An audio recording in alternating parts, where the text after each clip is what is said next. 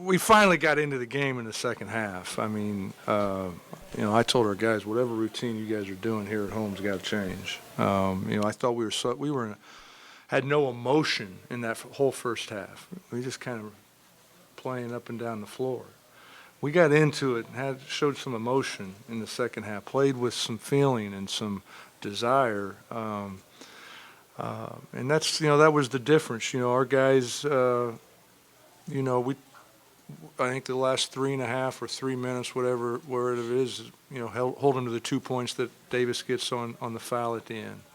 We hold them scoreless up to that last possession they had there. So, when we get locked in and in tune, pretty good. Well, for whatever reason here at home, I just think we think it's going to automatically happen. I don't know. But you know what? You take any win in this league anyhow. You can get any way you can get it, and I'm proud of they stuck with it and kept fighting even when it looked bad. And then we made, we made plays down the stretch. Our bigs were really huge tonight. I thought they played really great the whole game. Obviously, Nene got inspired.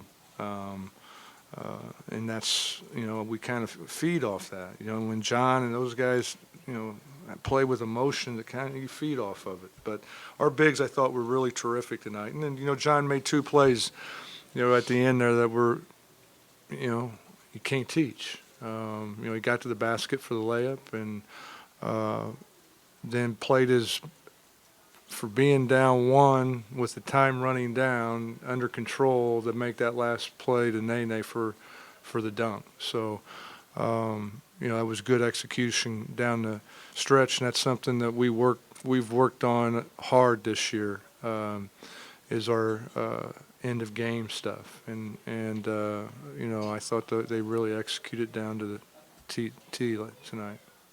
No, I thought he had a great. He is who he is. Obviously, his legs aren't there. I could tell his his jump shot free. I mean, he's a 90% free throw shooter. His legs aren't there. It's going to take a little bit. We got to get him running up and down the floor, get his legs back underneath him. But he just makes those little plays that nobody really sees, like the throw ahead to Brad for a dunk, and Brad's struggling, and he saw him just kind of up there on the sideline and threw it to him. Brad gets a dunk, and the plays he makes, in the post and driving.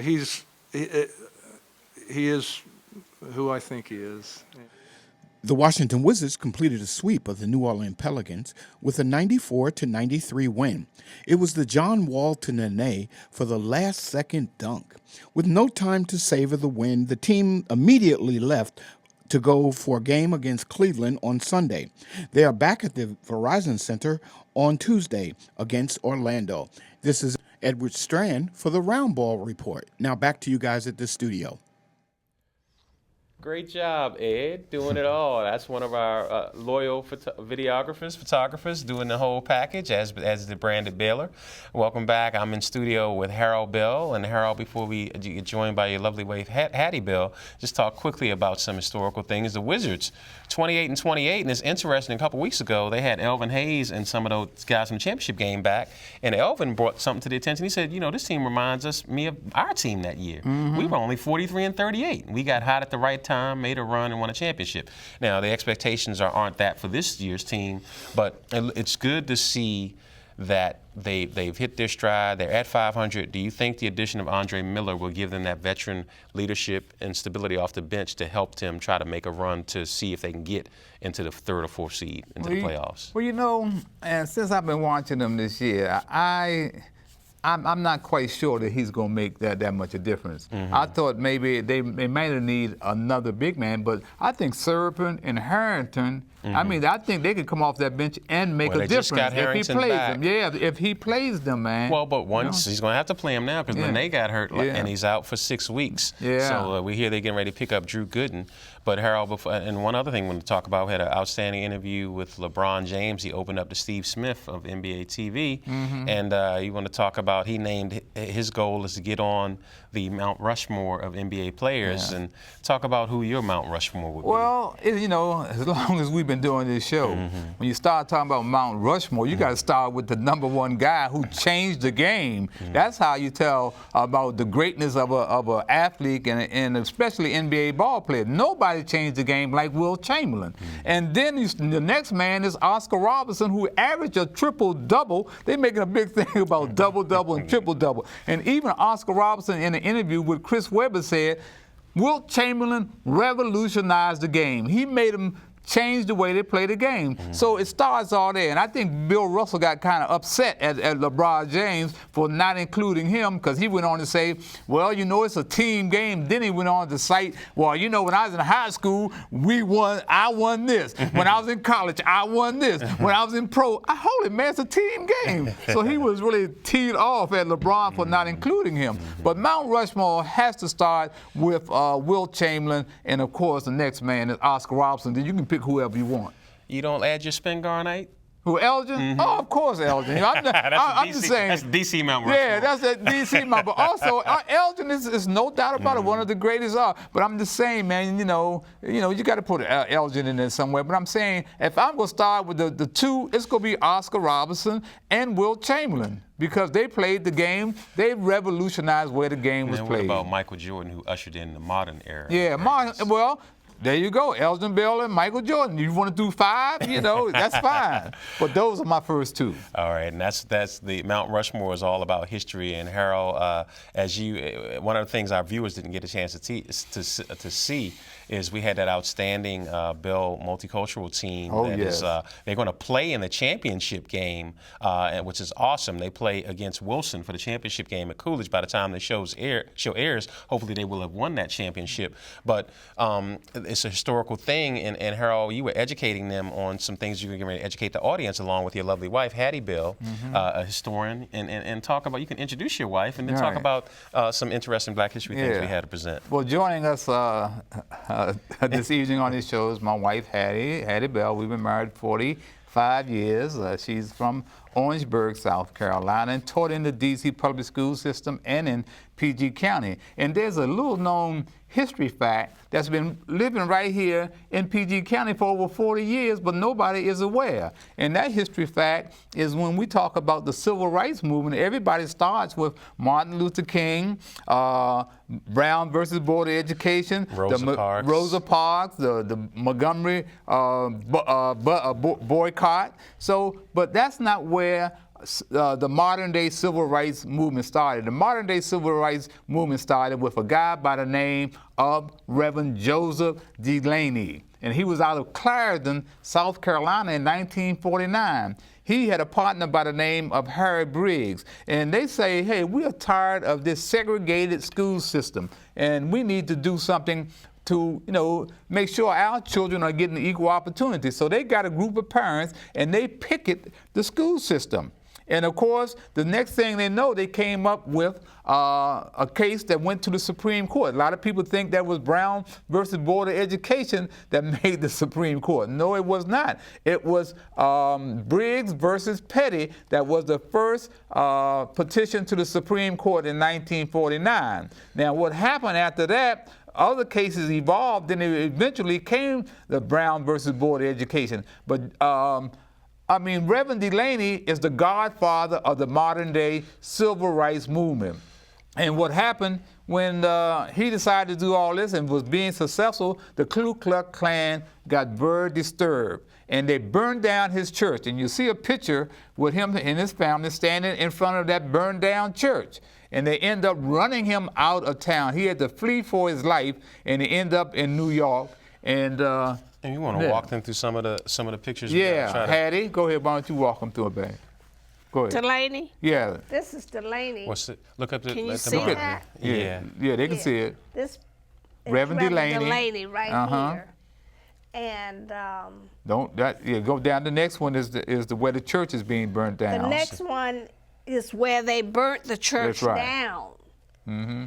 And they had to flee all the way to New York. And this one.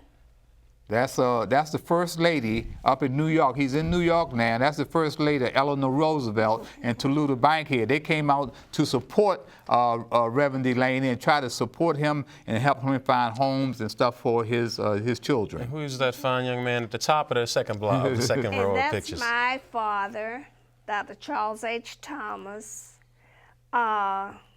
He was very instrumental in the civil rights movements, especially in Orangeburg.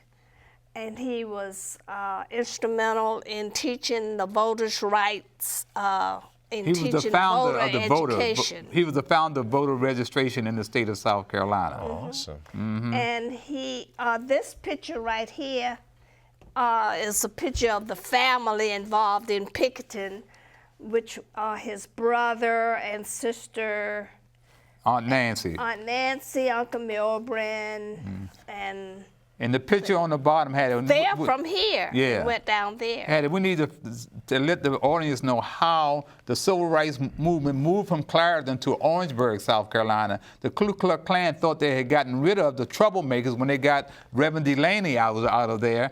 And then what did happen, they moved about 50 miles up to Orangeburg, and that's how your father, Dr. Charles Thomas, got involved. He was president of the NAACP.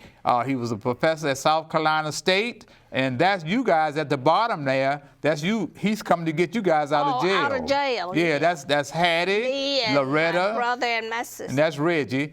Doc had to put his house up for bond to not only get Hattie and them out of jail, but to get other students out of jail. Oh, And- yeah, there were many students we went to jail over and over again. So that's why he had to keep bailing us out over and over and over And again. those sacrifices laid the Many, foundation many for students. what happened afterwards. From- That's right. See, Orangeburg is a college town. And it's Orangeburg University of South Carolina State College. And then there's Claflin State College. And then some of the high school students joined in. And it just goes on, and I could just tell so much about it. But Hattie, you were telling us an interesting story about the evolution of that. Now, of course, that's the unknown history, but the history that's commonly known is started with Rosa Parks and Martin Luther King. But tell the story you were just telling us about how the day that Martin Luther King was shot, how you found out about the rioting. Oh, in school. yeah. I was teaching at Cardoza High School in Northwest Where? Washington. And when Dr. Martin Luther King got shot, the principal put all of us in the auditorium. And the boys behind me kept talking about how they were looting on U Street. So I said, I took it long enough, then I turned around and I said, why are they looting so on U Street? So one boy said, some black man got killed.